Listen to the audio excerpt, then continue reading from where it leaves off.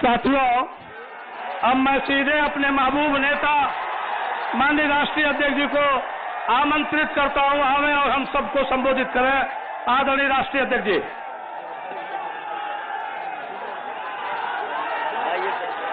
दोनों भी विधानसभा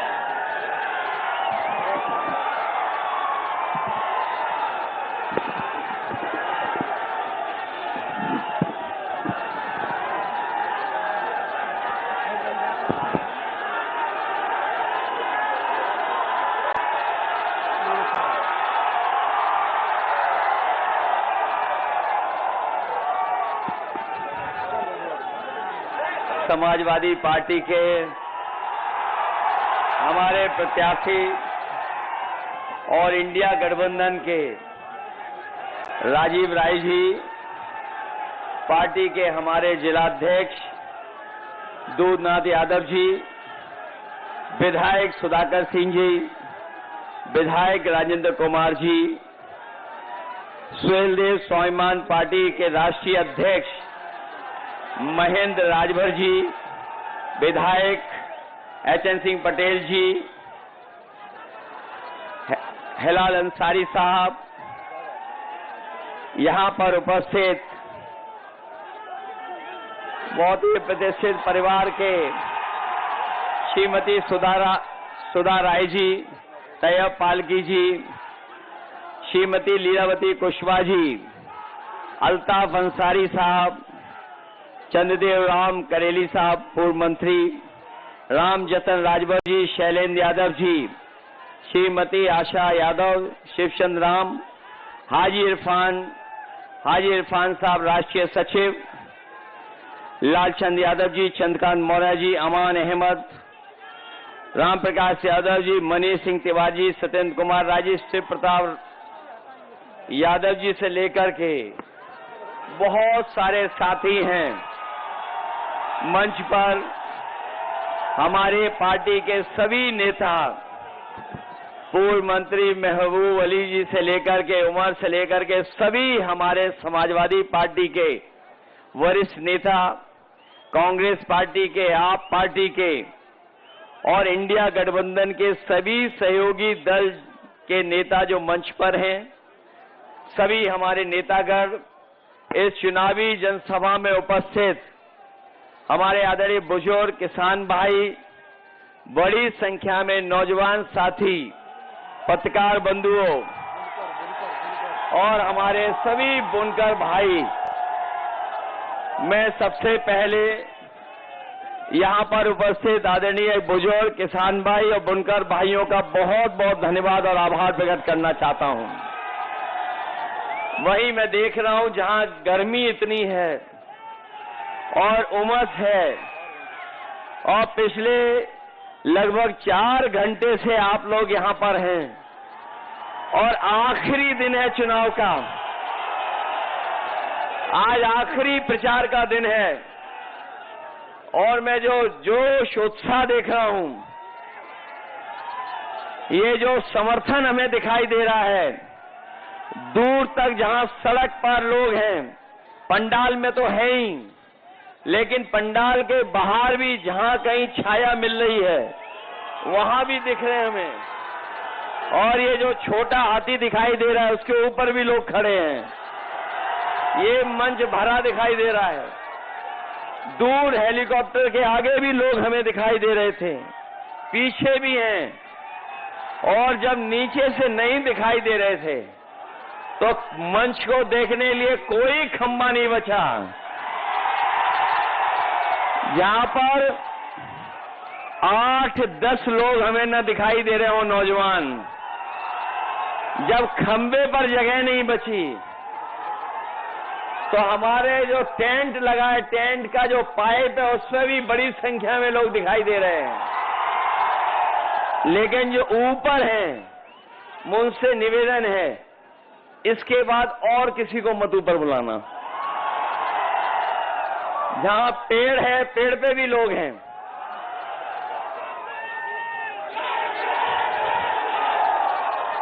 ये समर्थन न केवल जीत दिलाने जा रहा है, बल्कि रिकॉर्ड मतों से राजीव राय जी को जिताने जा रहा है। और जो लोग पिछले कई चरणों का चुनाव देख करके लड़खड़ा गए हैं, जो पिछले 6 चरणों का चुनाव देख करके लड़खड़ा गए हैं, न केवल खुद लड़खड़ाए हैं, उन्हें मैं समझता हूं ऐसे लड़खड़ाए हैं कि अब उन्हें छड़ी भी नहीं बचा पाएगी। और भाषा तो बदली है, लेकिन जो साथी हमारे प्रधान सांसद जी का भाषण सुन रहे होंगे, वो जान रहे होंगे कि पता नहीं क्यों प्रधान सांसद जी एम शब्द के पीछे पड़ गए हैं या मां शब्द के पीछे पड़ गए हैं। जहां कभी उन्होंने मीट को लेकर के कुछ कहा, मच्छी को लेकर के कुछ कहा, और जब उन्हें कुछ होश नहीं रहा तो वो मुजरे तक पहुंच गए और उससे उबरे भी नहीं थे। तब तक महात्मा गांधी जी को याद करने लगे। अब सुनने में आया है कि उन्हें परिणाम पहले ही पता लग गया है। वो मेडिटेशन करने कहीं पहुंच गए हैं, तपस्या करने। ये कितनी भी मां कर लें, लेकिन इस बार मऊ वाले इनको छोड़ने वाले नहीं हैं। और देख लेना, जब परिणाम आएगा तो यही कहेंगे कि उनकी तपस्या में कोई कमी रह गई थी।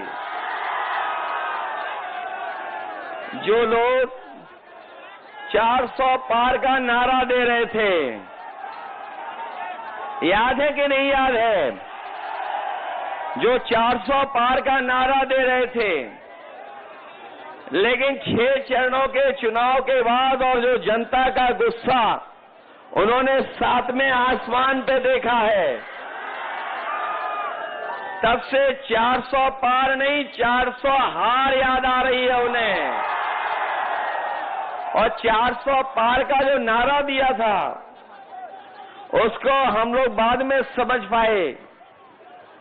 हमारे साथी जानते होंगे, कुछ लोकसभा के बारे में जो गिनती है, जो लोकसभा के सांसद हैं वो लोकसभा में 543 बैठते हैं। और अगर ये बीजेपी वाले 400 पार की बात कर रहे थे तो बताओ 543 में 400 पार कितनी सीटें हैं? 100। इस बार इन्हें 143 भी नहीं मिलेंगी। इस देश की जो 140 करोड़ की जनता है वो इन्हें 140 सीटों के लिए भी तरसा देगी। और इसलिए तरसाएगी क्योंकि इस बार इन्होंने किसानों को धोखा दिया, नौजवानों को धोखा दिया, हमारी माताएं बहनों को धोखा दिया। इस बार इन पर ये तीनों लोग मिलकर के वार करने जा रहे हैं, त्रिकोणी वार होने जा रहा है। हमारा किसान तो पहले से ही दुखी नाराज है इनसे, क्योंकि इन किसानों को कहा इन्होंने कि आय दोगुनी हो जाएगी।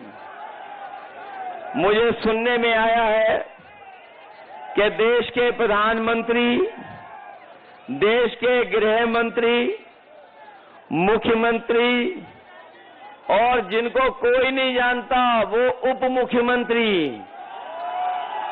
कई बार आए हैं यहां, कई बार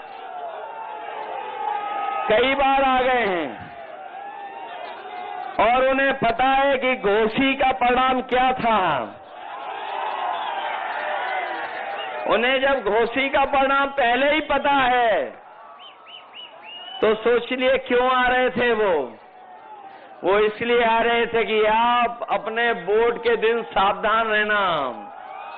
बताओ, वोट के दिन आप लोग सावधान रहोगे कि नहीं रहोगे? जहां इन्होंने किसानों को धोखा दिया था, वहीं हमारे नौजवान जानते होंगे कि एक एक नौजवान को इन्होंने जब कभी परीक्षा देने गया तो इन्हें धोखा मिला है। कोई परीक्षा ये सरकार नहीं करा पाई। जब भी परीक्षा हुई, इस सरकार में पेपर लीक हो गया और पता नहीं कहां पर लीक है, जो अभी तक सरकार लीकेज नहीं रोक पाई है। बताओ, पेपर लीक हुए कि नहीं हुए?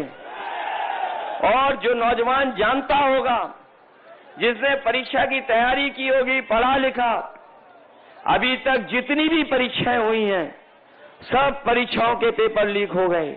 और याद रखना नौजवान साथियों, ये पेपर लीक नहीं हुए हैं, इस सरकार ने जानबूझ करके पेपर लीक कराए हैं।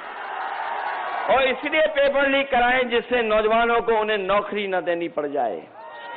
इन नौकरी की वजह से न केवल आपका भविष्य अंधकार में डाला है, बल्कि हमारे नौजवान साथियों, सोचना जा करके, घर बैठ करके, पिछले 10 साल में जो आपको बेरोजगार बनाया है, नौकरी नहीं दी है, आपका 1/3 जीवन इन्होंने बर्बाद करने का काम किया है। 1/3 जीवन बर्बाद कर दिया। और यहाँ का मऊ का नौजवान, यही गाजीपुर, बनारस, आजमगढ़ और आसपास के गोरखपुर के नौजवान तैयारी करते थे फौज की। वो खेतों में दौड़ करके, मैदानों में तैयारी करते थे। दौड़ दौड़ करके सुबह इस बात की तैयारी करते थे, सोचते थे कि उन्हें फौज में नौकरी मिल जाएगी और नौकरी मिलने के बाद वो वर्दी पहन करके देश की रक्षा करेंगे। लेकिन इस सरकार ने ये जो आधी अधूरी नौकरी की व्यवस्था की है, जो अग्निवीर वाली व्यवस्था की है, हमारा नौजवान जानता होगा, ये जो अग्निवीर व्यवस्था है, इसमें न पक्की नौकरी मिलनी है, न नौकरी अगर मिल भी गई और फौज में अगर चले भी गए और अगर शहीद हो गए, तो न केवल आपको धोखा मिलेगा वहां पर, न शहीद का दर्जा मिलेगा, न सुविधाएं मिलेंगी और आपको कोई सम्मान भी नहीं मिलेगा। इसलिए समाजवादी पार्टी और इंडिया गठबंधन अपने नौजवानों को कह के जा रही है कि जब कभी भी सरकार बनेगी 4 तारीख को, ये अग्निवीर व्यवस्था हमेशा हमेशा के लिए खत्म हो जाएगी और पहले जैसी नौकरी, जहां पर पक्की वर्दी पहनने को मिलती थी, पक्की नौकरी मिलती थी, वही व्यवस्था लागू करेंगे। और न केवल व्यवस्था लागू करेंगे, बल्कि हम लोग तमाम नौजवानों को जिनकी भर्ती छूट गई है, उम्र की भी छूट देंगे, संख्या भी बढ़ाएंगे, जिससे ज्यादा से ज्यादा लोगों को, नौजवानों को नौकरी मिल जाए और वर्दी पहनने को मिल जाए। साथियों, आज हम अपने खाकी वर्दी पहने वाले भी साथियों को देख रहे हैं। जैसे हमारा आपका पसीना निकल रहा है, इनका भी पसीना निकला जा रहा है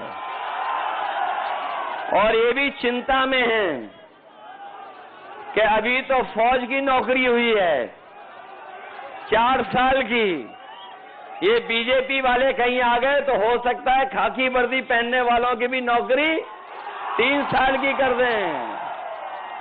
इसलिए हम इन्हें, अपने खाकी पहनने वालों को भी सावधान करने आए हैं। जब ये बात मैं कहता हूं तो ये पत्रकार साथी पूछते हैं हमसे कि बताओ कैसे हो जाएगी ये हमारे खाकी वर्दी पहनने वालों की, तो मैं उन्हें जवाब में कहता हूं कि बताओ, अभी तक जो बीजेपी ने फैसले लिए हैं, क्या आपको पता था वो ऐसे फैसले ले लेंगे? क्या आपको पता था कि रेलवे स्टेशन बेच देंगे? क्या आपको पता था ट्रेनें बेच देंगे? क्या आपको पता था हवाई अड्डे बेच देंगे? क्या आपको पता था कि हवाई जहाज बेच देंगे? क्या आपको पता था कि इलाहाबाद बैंक बिक जाएगी? क्या आपको पता था कि सरकारी नौकरी संविदा पे चली जाएंगी? क्या आपको पता था कि बोरी से चोरी हो जाएगी? क्या आपको पता था कि जीएसटी लगा देंगे और सब महंगा कर देंगे? क्या आपको पता था कि डीजल पेट्रोल महंगा हो जाएगा?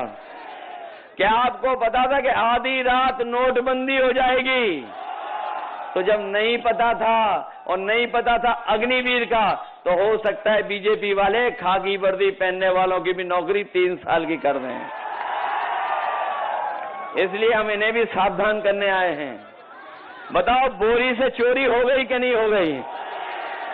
पहले कितने किलो की चोरी हुई और फिर कितनी हो गई? हो गई 10 किलो की चोरी। और हम तो कई बार कह चुके हैं, ये बोरी की चोरी बीजेपी वाले पार्ले बिस्किट पैकेट से सीख के आए हैं। जिन्होंने कभी बाजार में देखा होगा, पहले बिस्किट का पैकेट कितना बड़ा आता था? बताओ, इतना बड़ा आता था कि नहीं आता था? और जैसे जैसे महंगाई बढ़ी और उन्होंने मुनाफा कमाना शुरू किया, बताओ बिस्किट पैकेट कितना छोटा हो गया? बताओ, 5 बिस्किट का पैकेट हो गया कि नहीं हो गया? ये लोग आ गए तो हो सकता है 1 बिस्किट वाला पैकेट मिले। मैं देख रहा हूं ये टैटू गैंग बिस्किट का पैकेट दिखा रहा है। अभी तो 5 का हुआ है। खोल के देखो कितने का है। अभी तो 5 का हुआ है। आने वाले समय में 1 का हो जाएगा। बताओ, आपके गैस का सिलेंडर कहां पहुंच गया? और ये नौजवान हमारे जो मोटरसाइकिल खरीदते थे, पहले कितने की आती थी और आज कितने की आ रही है? 1 लाख हो गई कि नहीं हो गई? और याद कीजिए, जब चुनाव था 2022 का, तो ये राशन में क्या क्या दे रहे थे आपको? राशन में दाल दे रहे थे, चना दे रहे थे, रिफाइंड तेल दे रहे थे, नमक दे रहे थे। और बताओ, आज क्या दे रहे हैं राशन में? राशन में भी कटौती हो गई कि नहीं हो गई?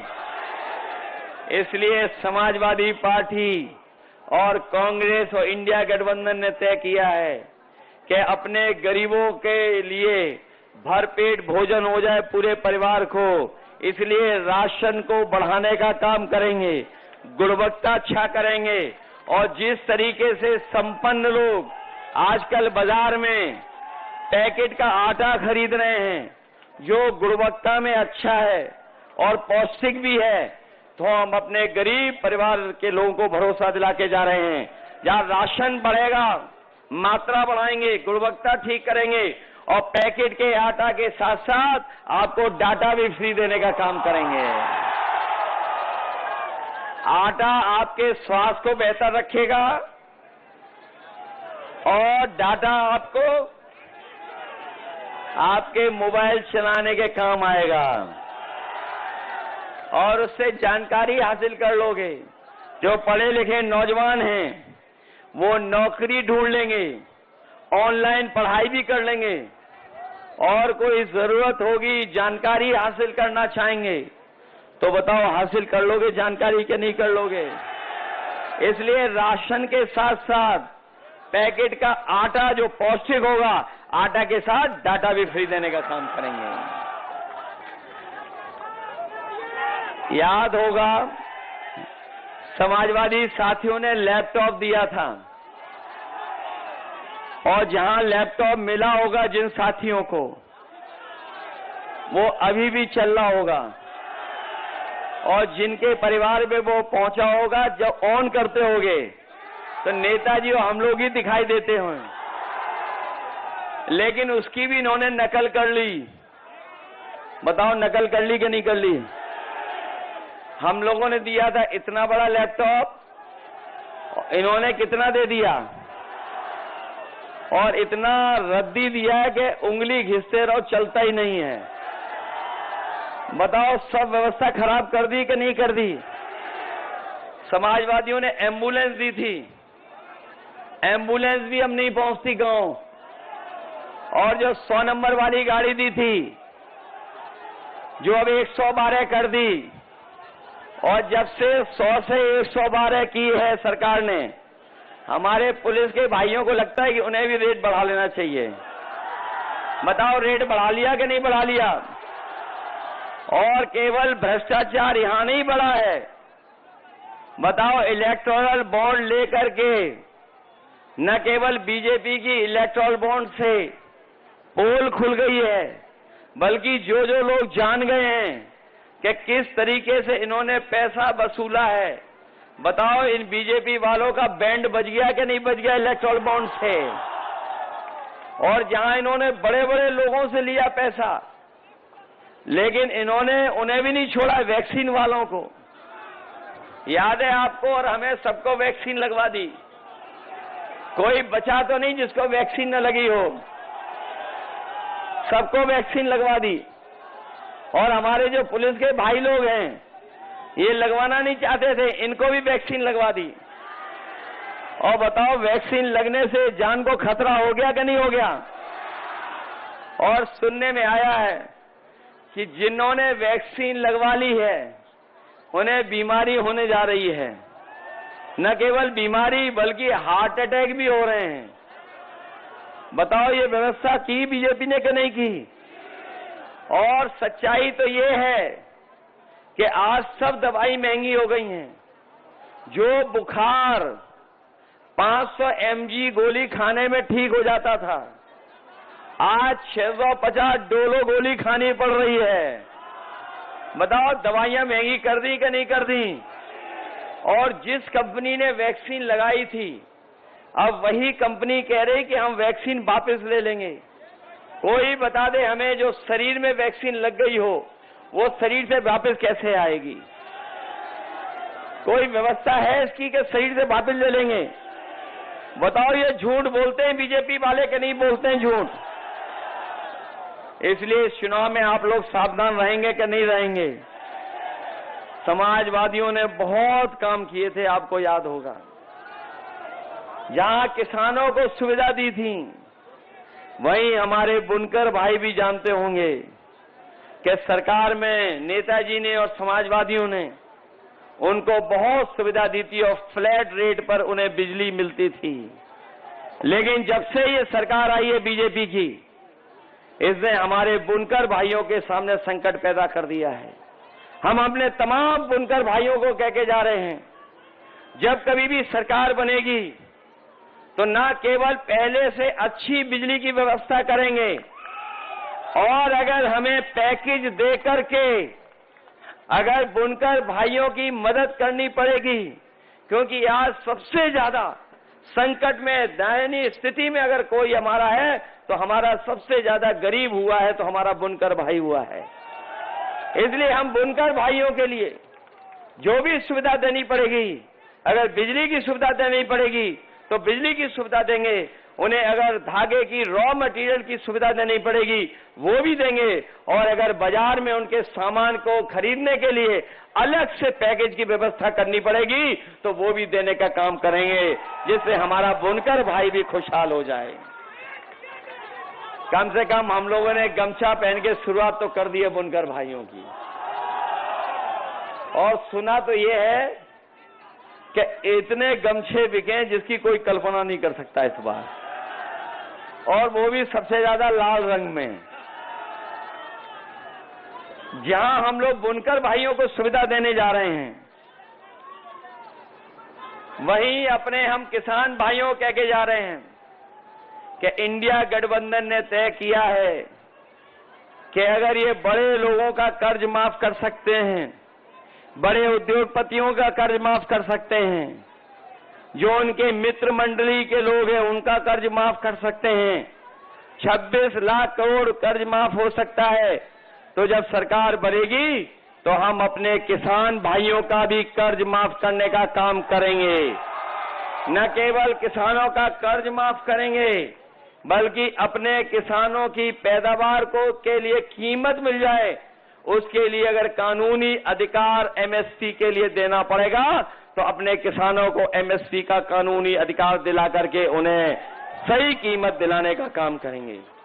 जहां हमारा नौजवान नौकरी के लिए दर दर भटक रहा है, परेशान है, सरकारी नौकरी नहीं मिल रही, आरक्षण के साथ खिलवाड़ कर रहे हैं। और मैं कहना चाहता हूं, जो लोग आरक्षण के साथ खिलवाड़ कर रहे हैं, चाहे वो काशी के प्रत्याशी हों और चाहे आपके घोसी के प्रत्याशी हों, जो आरक्षण के साथ खिलवाड़ कर रहे हैं, उनको इस बार जनता छोड़ेगी नहीं, उन्हें सबक सिखाने का काम करेगी। इसलिए अपने नौजवानों को कह के जा रहे हैं कि जो 30 लाख सरकारी नौकरियां खाली हैं, उनको सही तरीके से आरक्षण की व्यवस्था लागू कर करके उन्हें पूरी की पूरी नौकरी देने का काम होगा। वहीं हमारे शिक्षक होंगे, शिक्षा मित्र होंगे, जो हमारी आशा कार्यकर्ता हैं, जो हमारी आंगनबाड़ी हैं, उनकी हमेशा मांग रही है कि उनका मानदेय बढ़ाया जाए, उनको भी सुविधाएं मिलें। तो हम भरोसा दिलाते हैं कि उनको भी सुविधा देने का काम करेंगे, उनका भी मानदेय बढ़ाएंगे। जहां मानदेय उनका बढ़ेगा, वहीं हमारी मनरेगा की मजदूरी को भी हम लोग प्रतिदिन 450 कर करके अपने मजदूर भाइयों की मदद करने का काम करेंगे। इसलिए मदद करो सब लोग, मदद करोगे सब लोग। जो दूसरे प्रत्याशी हैं, सुना है जब भी कोई आ रहा है तो वो लड़खड़ा करके गिर पड़ रहे हैं, उनको छड़ी भी नहीं मदद कर पा रही है। बताओ, छड़ी मदद कर पा रही है कहीं? लड़खड़ा के कैसे गिर रहे हैं, देखा आपने कि नहीं देखा?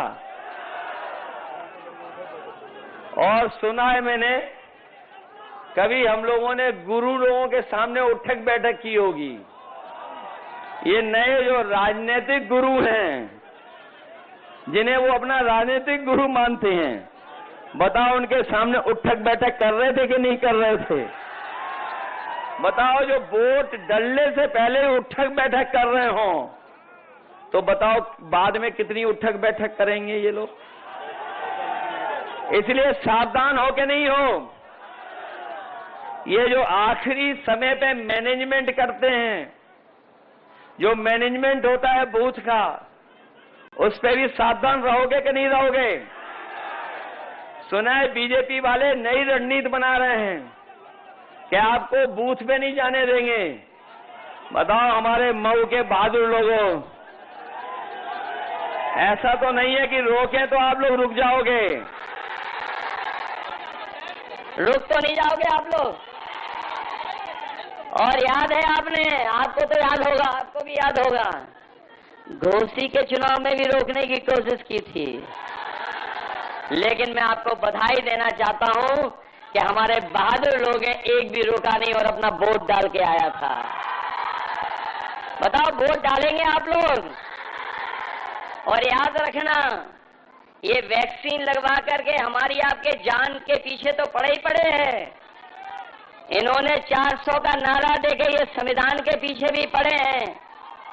तो जहां ये चुनाव हमारे आपके भविष्य का है, वहीं ये चुनाव आने वाली पीढ़ी के भविष्य का भी है और संविधान बचाने का भी है। तो बताओ, संविधान बचाओगे कि नहीं बचाओगे? इसलिए साथियों, आपका एक वोट आपके जीवन में बदलाव लाने का काम करेगा। जो हमारे समाजवादी पार्टी के प्रत्याशी हैं राजीव राय, इनके बारे में इनका परिचय देने की जरूरत नहीं है। ये राजीव राय जी लगातार आपके बीच में रह करके सेवा करते रहे हैं और जब कभी भी संकट आया होगा, हमारे जो फंसे हुए मजदूर जो कोपागंज के मलेशिया में फंसे थे, उन मजदूरों को याद होगा जब सरकार ने भी हाथ खड़े कर लिए, बीजेपी ने हाथ खड़े कर लिए, कोई मदद नहीं की।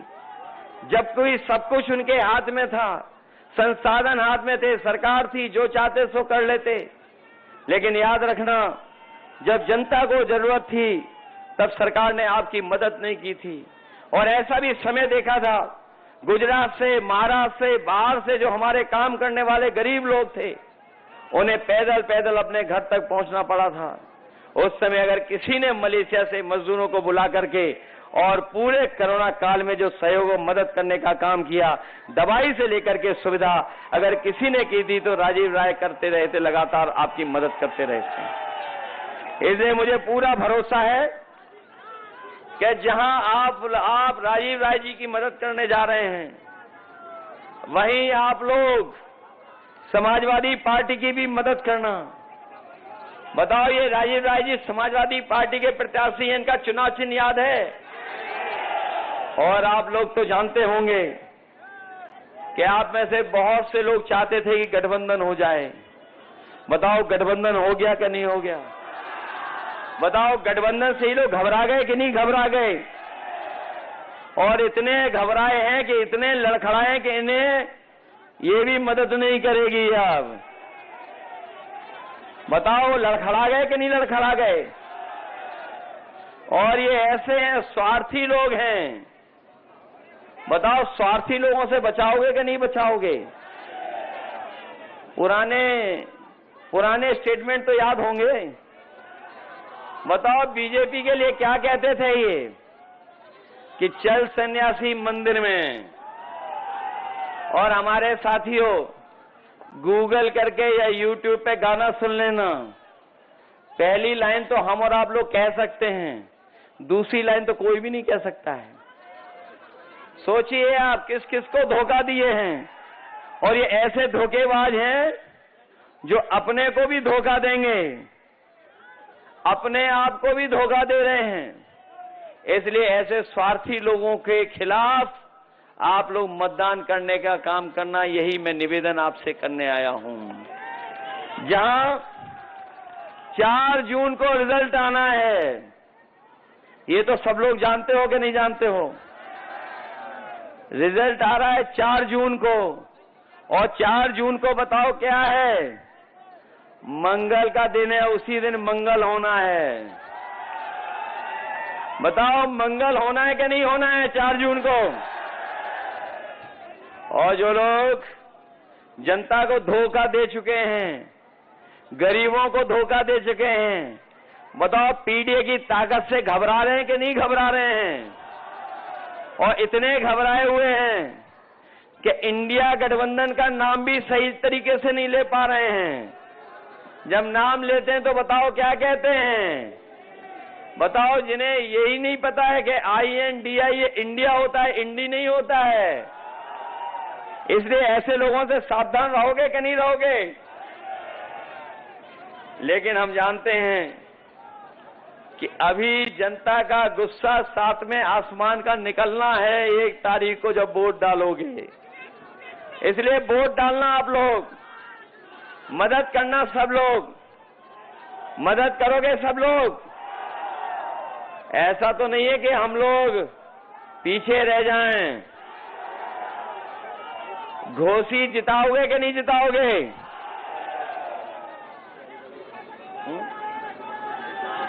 अभी तक तो मैं ये सोचता था कि सभी सीटें हम लोग जीतने जा रहे हैं। अभी तक तो मैं सोच रहा था कि 1 सीट पर मुकाबला है, सभी सीटें इंडिया गठबंधन जीतने जा रहा है। लेकिन अब तो सुनने में आ रहा है कि जो वो काशी वाली सीट है, वो जो प्रधान सांसद हैं, वो भी हारने जा रहे हैं। इसीलिए तपस्या के लिए चले गए हैं।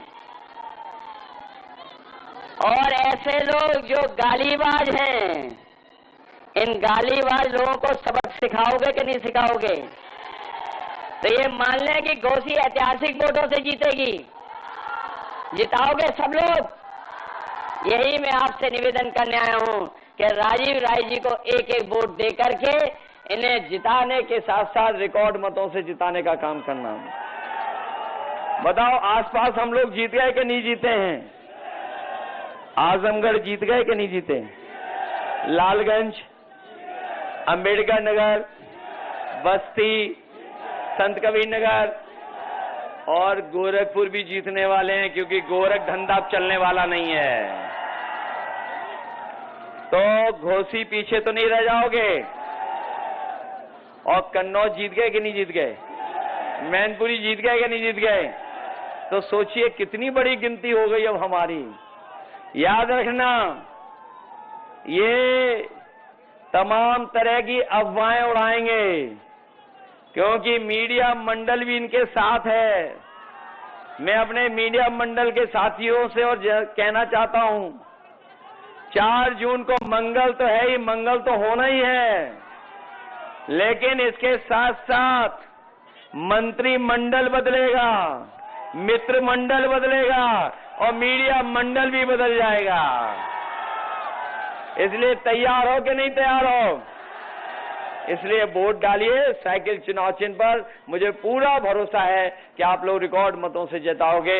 मैं आप सबका इतनी गर्मी में, जहां हम लोग पसीना बहाते बहाते भाषण सुने हैं, आपने भी पसीना बहा करके भाषण सुना है, हम लोग भी हम मंच पे उतने ही गर्मी में हैं। हमें पूरा भरोसा है कि आप सब लोग मिलकर के 1 तारीख को एक एक वोट डाल करके राजीव राय जी को ऐतिहासिक वोटों से जिताने का काम करोगे।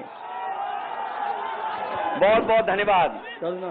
नौजवानों, भूलना नहीं, तुम्हारी इन्होंने नौकरी छीनी है, नौकरी छीनी है तो इनकी सरकार छीन लो।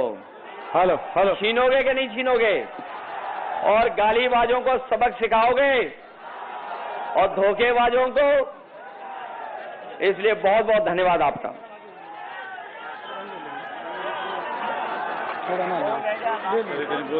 अखिलेश यादव जिंदाबाद, जिंदाबाद जिंदाबाद। बटन हमारी कहाँ दबेगी? साइकिल के निशान पे बटन दबाओ।